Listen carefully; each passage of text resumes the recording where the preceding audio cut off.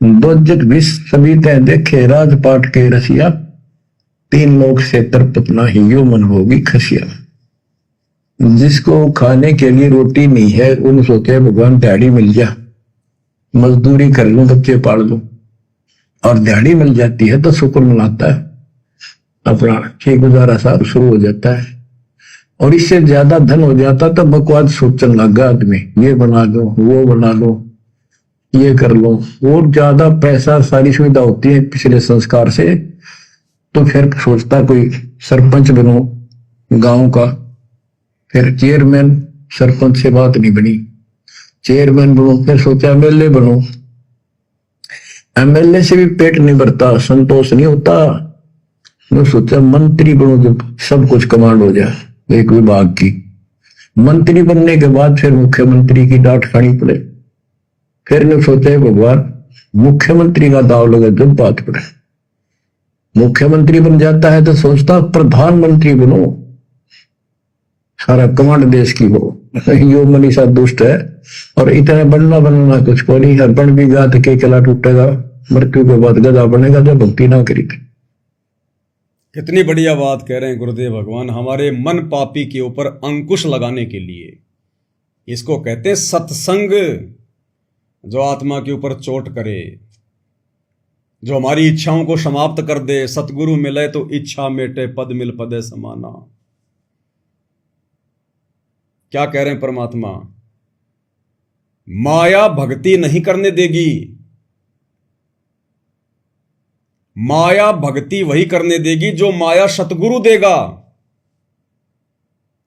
भगत यदि अपने प्रयत्नों से माया इकट्ठी करने का प्रयास करेगा तो माया तो इकट्ठी वो कर लेगा, लेकिन फिर वो माया उसके लिए जी का जंजाल बन जाएगी, वो माया उसे भक्ति नहीं करने देगी। मन में कोई न कोई वो तरंग उठा के रखेगी। वहां प्लाट सस्ता मिल रहा है, अभी तो पैसे भी हैं अपने पास में, प्लाट ले लिया, फिर सोचा यार प्लाट पे कोई कब्जा ना कर ले, इसके 4-4 फुट की बाउंड्री तो करवा ही देता हूं। बाउंड्री करवा लेगा, सोचा यार कभी कभी इधर आना होगा तो बैठूंगा कहां, एक मकान तो कोने में बनवा ही लेता हूं। वो मकान का काम छेड़ देगा, फिर सोचा मकान तो बनवा ही लिया, अब आगे एक बरामदा लगाना और एक आगे और लगवाना है। ये मन टिकने नहीं देगा, पूरा तैयार करवाएगा उसको। तो माया यदि भगत अपने प्रयत्नों से जोड़ने का प्रयास करेगा तो वो माया उसे दुखी करेगी। कोई रिश्तेदार ले जाएगा मीठी मीठी बातें बोल के, और फिर टाइम पे तो आजकल कोई देता ही नहीं, और कई तो ऐसे हैं कि नहीं है मेरे पास, जा तू क्या कर लेगा। अब वो भगत क्या कर लेगा, फिर क्या कर लेगा, लड़ाई झगड़ा करेगा तो तेरे से भक्ति नहीं बन पाएगी। और जब तक वो पैसा तेरे घर में वापस नहीं आ जाएगा तब तक तेरे मन में शांति नहीं आएगी। जब भी सुमरण करने बैठेगा बार बार तुझे वही रिश्तेदार याद आएगा, खा गया पैसे, खा गया पैसे, कब देगा पैसे, कब देगा पैसे। ओली भक्ति, मुकदमेबाजी हो गई तो वैसे गया काम से, गुरु की मर्यादाओं से। तो अपने खुद के प्रयत्नों से भगत यदि उपदेश लेने के बाद में माया इकट्ठी करने की सोचेगा, क्योंकि उपदेश लेने के बाद में परमात्मा के नियम लागू हो जाते हैं कि साईं इतना दीजिए जामे कुटुंब समाओ, हम भी भूखे ना रहे साधु ना भूखा जाए। अगर इस प्रोसीजर में हम चलेंगे तो ही परमात्मा घर में शांति रहने देगा, तभी हमारी भक्ति बनेगी, तभी हम चिंता मुक्त होंगे। नहीं तो 20 प्रकार की टेंशन रहेगी, भक्ति क्या खाक करेंगे हम। और जब सतगुरु अपने भगत को माया देगा, और सतगुरु कब देगा, क्योंकि सतगुरु तो भाई बाणिया है, बाणिया, ये तो व्यापार बहुत अच्छे से करता है परमात्मा। सतगुरु अपने भगत को उस समय माया देगा, अपनी तरफ से उस समय माया देगा जब भगत पहले माया के गुण और अवगुणों से भली भांति परिचित हो जाएगा। यानी भगत को यह तत्व ज्ञान अच्छे से समझ में आ जाएगा कि ये माया तो काल है, काल। परमात्मा ने बताया इस गंदे लोक में सतगुरु के अलावा यहां की मिट्टी भी काल है, मिट्टी भी काल है, सास ससुर भी काल हैं, माता पिता भी काल हैं, जिन्होंने उपदेश नहीं ले रखा, भाई भतीजा सब काल है यहां पर, रिश्तेदार भी काल हैं, गाड़ी घोड़े भी काल हैं। अब अहमदाबाद में वो एरोप्लेन दुर्घटनाग्रस्त हुआ, वो एरोप्लेन 241 लोगों के लिए काल बन गया कि नहीं बन गया? कोई अपनी खुद की गाड़ी में एक्सीडेंट होकर मर जाता है, वो गाड़ी उसके लिए काल बन गई कि नहीं बन गई? कोई रिश्तेदार पैसा ले गया, समय पे दे नहीं रहा, लड़ाई झगड़ा कर रहा है, वो रिश्तेदार तेरी भक्ति में बाधा बना कि नहीं बना? वो काल बन गया कि नहीं बन गया? या वैसे तेरे को डगमग करके ले गया कहीं और, भक्ति तेरे से छुड़वा दी, मर्यादा तोड़वा दी, तेरे लिए काल बन गया कि नहीं बन गया? इसलिए काल से भगत ने दूर ही रहना है। और माया तो सबसे बड़ा काल है, ये माया तो सबसे बड़ा जंजाल है। तो जब सतगुरु भगत को माया देगा, तो सतगुरु भगत को माया उस समय देगा जब भगत माया के पीछे दौड़ना छोड़ देगा, दौड़ना छोड़ देगा, फिर सतगुरु माया देगा। अन्यथा माया के पीछे दौड़ते रहो, अगर आपके भाग्य में नहीं है तो नहीं मिलेगी।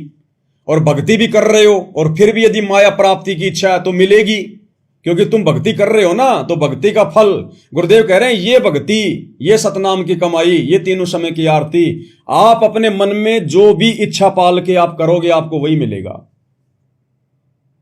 तो जिन भक्तों के मन में माया प्राप्ति की इच्छा होती है और साथ में गुरु की भक्ति भी कर रहे हैं, तो उनको माया भी मिलेगी, खूब मिलेगी, बढ़िया मकान बना लेंगे, बढ़िया काम धंधा हो जाएगा, लेकिन उनका मोक्ष वाला काम अधूरा रह जाएगा। और वो माया फिर उनके लिए जी का जंजाल बन जाएगी, जी का जंजाल। उस भगत के आसपास भक्ति नहीं है। फिर एक सत्संग में क्या कह रहे हैं गुरुदेव भगवान कि जिस भगत के पास में जितनी ज्यादा माया है, समझ लेना वो भगत भगवान से उतना ही दूर है। जिसके पास जितनी ज्यादा माया है वो भगत भगवान से उतना ही दूर है, दूर। एक सत्संग में गुरुदेव भगवान ने बिल्कुल क्लियर किया हुआ है, स्पष्ट।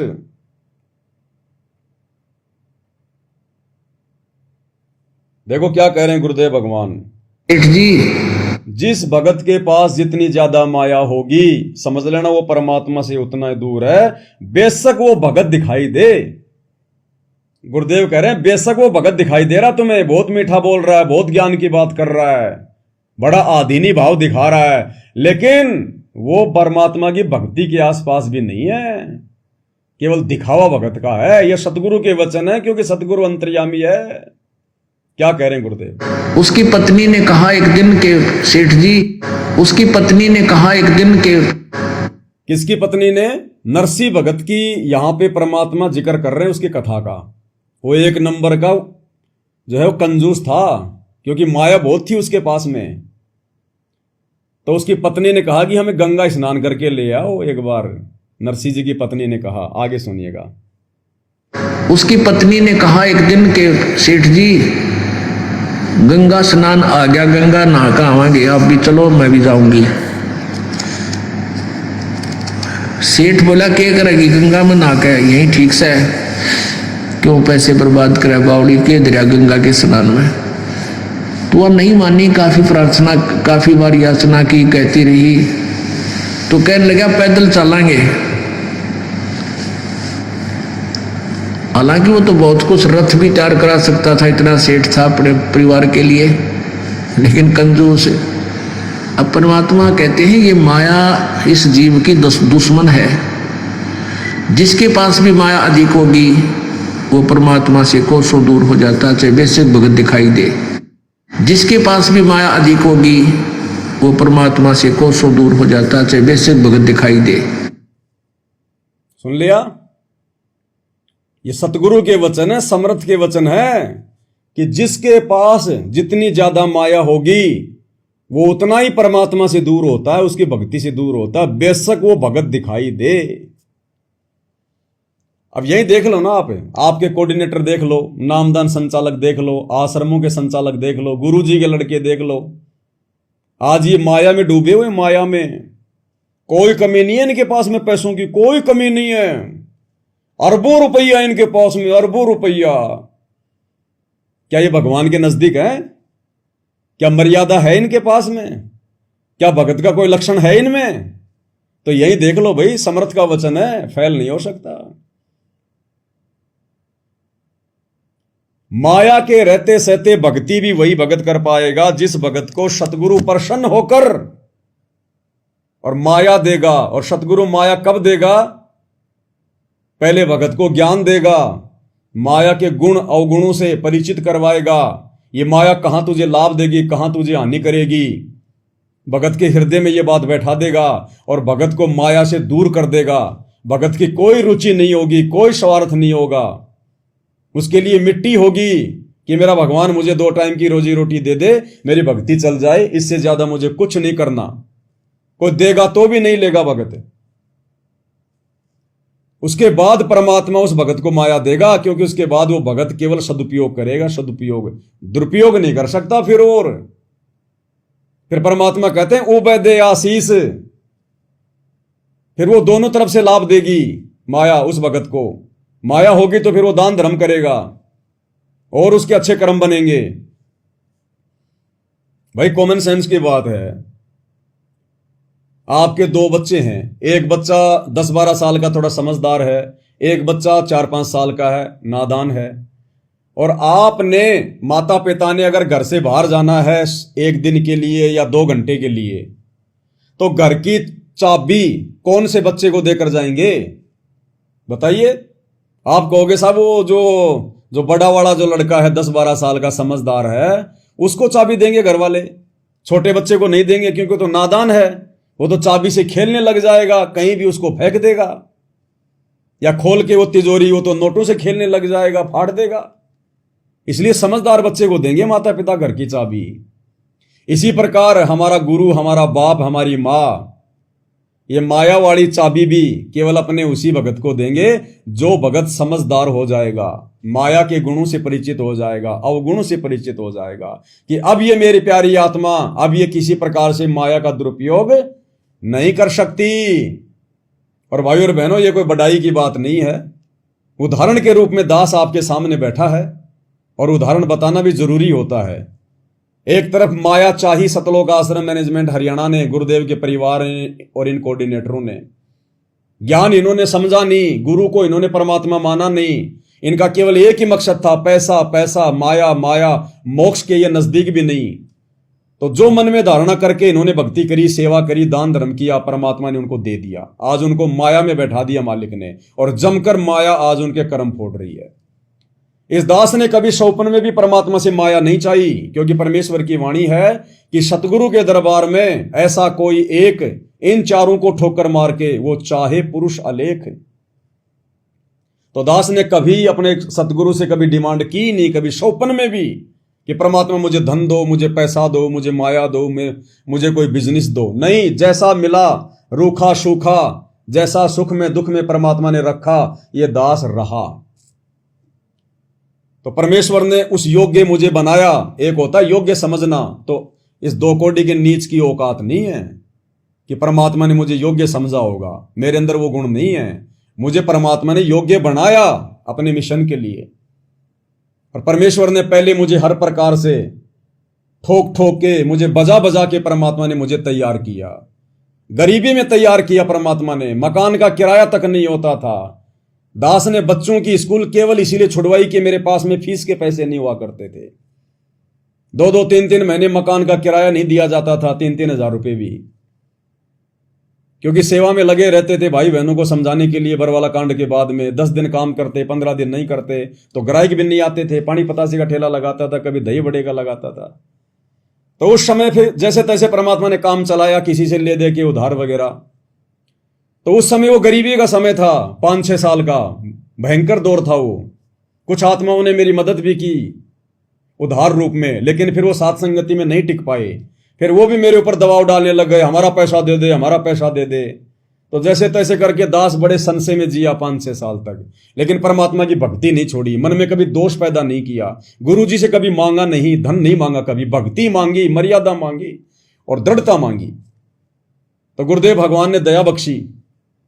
उस समय परमात्मा ने पहले इस दास को जो है वो गरीबी में ठोक ठोक ठोक के देखा, बजा बजा के देखा। परमात्मा ने मुझे तैयार किया कि जो व्यक्ति गरीबी में, निर्धनता में इस भक्ति को नहीं छोड़ रहा है, वो व्यक्ति फिर आगे भी नहीं छोड़ेगा। तो शुरू में 5-6 साल परमात्मा ने मुझे गरीबी में चोटे मार मार के मुझे तैयार किया। उसके बाद जब सात संगति के वीडियो फैलने लगे, भाई बहनों को सच्चाई समझ में आने लगी, आत्माएं धीरे धीरे सात संगति में आने लगी, सात संगतियां होने लगी, फिर धीरे धीरे परमात्मा के दया से छोटी मोटी सेवा आने लगी, तो सभी भाई बहन जो है बल्कि बढ़ चढ़ के सेवा भी करने लगे, आर्थिक सहयोग भी करने लगे। और परमेश्वर ने इतनी दया बख्श दी कि 2022 में हमने 35 लाख रुपए के तो गुरुदेव जी के प्रकट दिवस पे अखबार में विज्ञापन निकलाए थे। 35 लाख रुपए के तो केवल हमने अखबार में विज्ञापन निकलवाए थे। एक बार तो पूरे इंडिया में निकलवाए थे, 2 बार हमने हरियाणा में निकलवाए पूरा पेज। तो कितनी दया करी मालिक ने। और उसके बाद से परमात्मा वर्तमान तक दया ही करते जा रहे हैं। दया ही कहां से आ जाता है, कैसे आ जाता है, कौन डाल देता है, परमात्मा किसको क्या प्रेरणा कर देते हैं। मालिक की दया से छप्पर फाड़ दया, कोई कमी नहीं। हमारे पैसे मैनेजमेंट वाले भी खा गए। बंबई में एक भगत के साथ रहा करता था मैं उस समय, जब ये शंका समाधान की पुस्तकें छपी थी जेल जाने से पहले। एक भगत के घर पे मैंने 12 लाख रुपए मैंने रख दिए थे। उसके बाद मैं जेल चला गया, वो भगत 12 लाख रुपए भी ले गया। और कई थे, कोई हमारी गाड़ी ले गया, टाटा सफारी गाड़ी लाए थे पहले जेल जाने से पहले 24-25 लाख रुपए की। हमने उस भगत को उस गाड़ी के पैसे भी दे दिए। उसकी जो किस्तें थी गाड़ी की 11 लाख रुपए, वो भी हमने उसकी दे दी, 1 रुपया नहीं रखा। और घर के आगे से वो गाड़ी उठा के ले गया।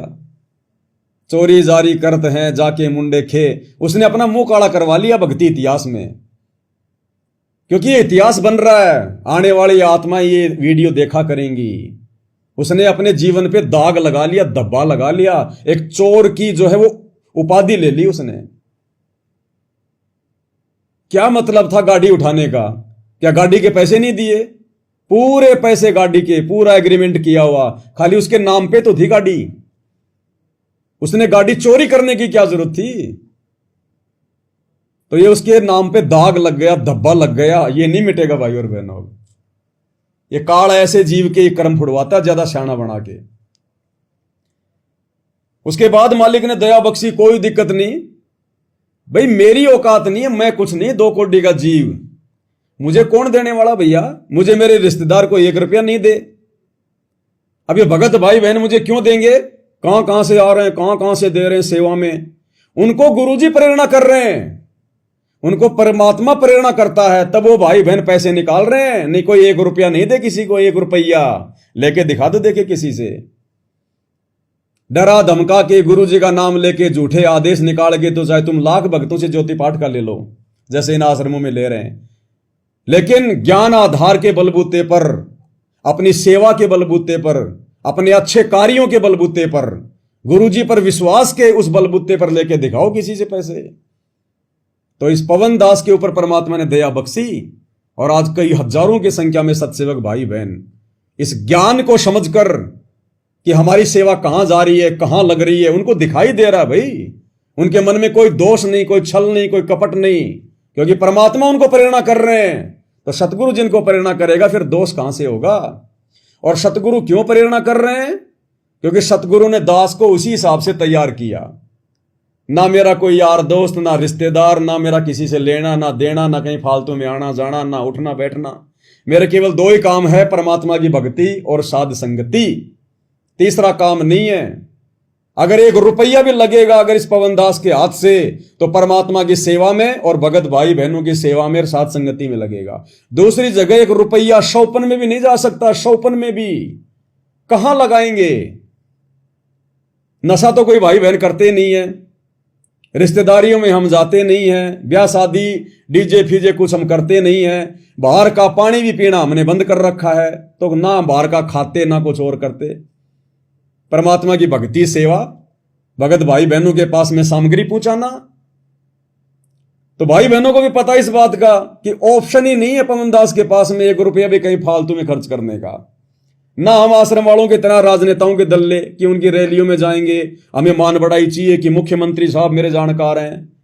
ना हम वो करते कोई ठगी, ना हम किसी से ज्योति का पैसा लेते, ना पाठ का पैसा लेते। लेकिन परमात्मा उन आत्माओं में ऐसी प्रेरणा भर देता है, भाई बहन पीछे हटते ही नहीं है, दिल खोल के सेवा करते हैं और सेवा उनकी आंखों के सामने आप जी देख रहे हैं। तो विश्वास है, ये विश्वास किसने पैदा किया? सतगुरुदेव भगवान ने पैदा किया आप आत्माओं के अंदर। और मुझदास को परमात्मा ने इस ज्ञान से इतना परिचित करवा दिया, ऐसा बना दिया कि मेरा इस भक्ति और सतगुरु के अलावा दूसरा कोई धरती पर नहीं है। तो बताओ कहां बर्बाद करेंगे, कहां खर्च करेंगे? जगह है ही नहीं। अरे ऑलरेडी जो बर्बाद कर रहे हैं आश्रम वाले, हम तो उनको सलाह दे रहे हैं, तो हम कहां बर्बाद करेंगे? तो ये पवन दास उदाहरण है भाई बहनों के सामने कि परमात्मा भी अपनी तरफ से धन देता है, माया देता है, और इतनी देता है भगत हाथ जोड़ने लग जाता है कि भगवान कहां रखूंगा, क्या करूंगा मैं, मेरे कुछ काम की नहीं है। तो ये पवन दास है आपका वो भाई उदाहरण, क्योंकि मेरी कोई इच्छा नहीं है इस माया में, इस पैसे में। भगवान दे रहा है तो वापस आपकी सेवा में लग रहा है। ज्योतियां जल रही हैं परमात्मा की, अभी 2-3 महीने से हमने शुरू कर रखी हैं। तकरीबन 2-2.5 क्विंटल घी से ज्यादा लग चुका है। 5 ज्योतियां जल रही हैं। दास गांव गांव जाता है, शुद्ध देसी घी लेके आता है, डेयरी का नहीं लाता, शुद्ध देसी घी लाता है 1000 रुपए किलो के हिसाब से। तो 2-2.5 क्विंटल से ज्यादा घी हवन हो चुका है, और ये चलता ही रहेगा। और मालिक आत्माओं को प्रेरणा करते हैं, वो सेवा लगाते हैं, वरना मेरे पास क्या है, मैं तो भिखारी आदमी हूं। लेकिन मालिक ने इस कुत्ते को इस योग्य बनाया, और मालिक ने देख लिया कि अब ये मर जाएगा, लेकिन 1 रुपया इधर से उधर मतलब ही नहीं है, 100पन में भी नहीं। तो सतगुरु जब देख लेता है ना आत्मा को आगे तक, क्योंकि वे तो अंतर्यामी है, वे तो आगे पीछे भूत भविष्य के सब जानते हैं। तो परमात्मा ऐसी दया उसी आत्मा पे करता है जिस आत्मा का परमात्मा पूरा भविष्य देख लेता है, लास्ट तक का। जैसे गुरुदेव कहते हैं ना कि कुछ एक भगत तो नाम लेते ठीक हो जाते हैं, और कुछ एक भगत कहते हैं जी हमने 6 महीने हो गए नाम लिए हुए, ज्योति भी करवा दिया, पाठ भी करवा दिया, हमें कोई विशेष लाभ ही नहीं हुआ। तो गुरुदेव कहते हैं कि मालिक अंतर्यामी है, वो उन भक्तों के भाव देख लेता है जिनको लाभ नहीं हो रहा ना। परमात्मा जानता है आगे की कि ये 2 महीने बाद में भक्ति छोड़ के जाएगा, ये 6 महीने बाद में भक्ति छोड़ के जाएगा, तो परमात्मा उनको लाभ भी वैसा ही देता है। और जिनको आते लाभ शुरू हो गए उनको परमात्मा देख लेता है कि ये प्यारी आत्मा इस मार्ग को छोड़ के नहीं जाएगी, तो उनको तुरंत लाभ शुरू हो जाते हैं। तो परमेश्वर चेक कर लेता है कि भाई जो है वो किसको योग्य बनाना है, किसको नहीं बनाना है, क्या करना है, क्या नहीं करना है। तो ये पवन दास आप भाई बहनों के सामने एक उदाहरण के रूप में पेश है। इसलिए दास बार बार कहता है कि परमात्मा ने इस कुत्ते को सेवा दे रखी है, निमित्त बना रखा है। नहीं तो भाई तुम हजारों की संख्या में भाई बहन हो, दिल खोल के सेवा करते हो, तुम किसी और के खाते में क्यों नहीं डाल रहे? कोई और कल को कहेगा कि मेरे को गुरुजी ने खड़ा कर रखा है, मैं ये सेवा कर रहा हूं, तुम डाल दो, देखिए उसके अकाउंट में 1 रुपया नहीं डाल सकते कोई, कि भगवान अगर 1 रुपया भी अगर इधर उधर हो गया तो हमारे तो जो है उनके कर्म फूट जाएंगे। तो ये है भाई और बहनों, परमात्मा के द्वारा जिस आत्मा को खड़ा किया जाता है उस आत्मा के ऊपर विश्वास भी अन्य भगत भाई बहनों से परमात्मा ही करवाता है। बाकी इस कुत्ते में ऐसी कोई योग्यता नहीं है, ऐसी कोई जो है वो क्वालिटी नहीं है। आपकी तरह 2 कोटि का जीव हूं, लेकिन आप में परमात्मा प्रेरणा करते हैं तो सारा काम आगे होता है। तो गुरु भी भगत को धन देता है, माया देता है, लेकिन कब? जब परमात्मा भगत को देख लेता है कि अब ये माया का दुरुपयोग नहीं करेगा, और ये ज्ञान से भली भांति परिचित हो चुका है, और सच्चे दरबार को छोड़कर ये जब तक इसके शरीर में श्वास है ये नहीं जाने वाला। तो भाई और बहनों, इतना विश्वास हम करके देखें अपने गुरुदेव पर, एक बार हम गुरुदेव को विश्वास दिलाएं, फिर देखो परमात्मा कैसे छप्पर फाड़। उस परमात्मा को रास्ता बनाने की जरूरत नहीं है, वो जब देता है तो छप्पर फाड़ के देता है। तो हमने परमात्मा प्रसन्न करना है, गुरु जी को प्रसन्न करना है, फिर देखना परमात्मा कैसे बल्ले बल्ले ना कर दे। तो इस गंदे लोक में गुरुदेव का वचन है कि आने वाले समय में ये दुनिया देखेगी, मेरे बच्चों के मकान अलग होंगे, कोठियां अलग होंगी, और दुनिया देखेगी इनके घर में आ कहां से रहा है। तो ये समर्थ है भाई और बहनों। जब मलुकदास जी को जंगल में पेड़ पे चढ़े को और मार मार के खीर खिला सकता है, तो आप और हम तो थोड़ा बहुत अपना काम धंधा भी कर रहे हैं, थोड़ा बहुत हाथ पैर भी अपना हिला रहे हैं। परमात्मा उसी में दे देगा मालिक, क्योंकि ये अपने संस्कार से आता है। अब जैसे भाई और बहनों, कोई आदमी 1 करोड़ रुपए की कोई मिठाई की दुकान खोल के बैठा, बहुत बढ़िया, और उसके ऊपर नहीं आते कस्टमर, नहीं आते, और एक आदमी एक गली के अंदर और एक दारू की दुकान लेके बैठा है, और दुकान के ऊपर नाम भी नहीं लिखता, खाली एक तीर का निशान बनाएगा लाल, और क्या लिखेगा, तुम्हारा ध्यान किधर है, दुकान अंदर है, बस इतना ही लिखेगा, शराब का नाम भी नहीं लिखेगा। हम देखते हैं रोड पे जब जाते हैं ना, तो रोड से काफी अंदर होती है वो दुकान दारू की, और वो दिखाई भी नहीं देती रोड से, लेकिन एक बोर्ड लगा रहता है और एक लाल सा निशान उस पे वो तीर का, और क्या होगा, तुम्हारा ध्यान किधर है, दुकान इधर है। तो देखने वाला तुरंत समझ जाता है कि दुकान वहां किस चीज की है, और तुरंत गाड़ी घुमा देते हैं उधर। अब वो शराब वाले के पास इतनी भीड़ क्यों जा रही है, मंदिर में भी नहीं जाती इतनी भीड़ जितनी शराब वाले के पास जा रही है। इसलिए नहीं कि वो शराब की दुकान है, उस शराब की दुकान पे जो बैठा है ना, वो अपनी पिछली कमाई खा रहा है, उसके पिछले पुण्य है, भक्ति है, उस कमाई के कारण उसको वो धंधा मिला, और उस धंधे में लोग भीड़ की भीड़ जा रही है। तो मिलता है संस्कारों से, भक्ति से, परमात्मा को प्रसन्न करने से। एक छोटा सा चुटकुला सा याद आ गया। एक भगत जी बता रहे थे, ऐसी कोई बात चल गई, बोला एक कैसा घोर समय आ गया है। बोला एक व्यक्ति था, वो मंदिर के सामने जाता था बेचारा, दिए बाबा भगवान के नाम पे, अल्लाह के नाम पे दिए बाबा। अब मंदिर में जाने वाला कोई 1 रुपया दे दे उसको, कोई 2 रुपया दे दे, कोई 5 दे दे, कोई बहुत बड़ा कोई धर्मात्मा। सारा दिन में बेचारा 100-50 रुपए लेके घर जाता, बड़ी मुश्किल से अपना गुजारा करता। ऐसे चलता रहा। एक दिन किसी आदमी ने कहा, रे तुझे यहां कुछ नहीं मिलेगा, अगर तुझे बढ़िया अगर भीख चाहिए ना तो मेरे साथ चल। तो उस आदमी ने उसको दारू के ठेके के आगे बैठा दिया, और बस यूं हाथ करके बैठ गया। अब उधर तो लोग दारू पी पी के, कोई अद्धा पी रहा, कोई पौवा पी रहा, वहीं खा पी के नशे में होके, और जब नीचे आ रहे हैं लड़खड़ाते हुए, और वो बैठा यूं भाई मायूस सा। अरे भाई मायूस क्यों बैठा, क्या हुआ?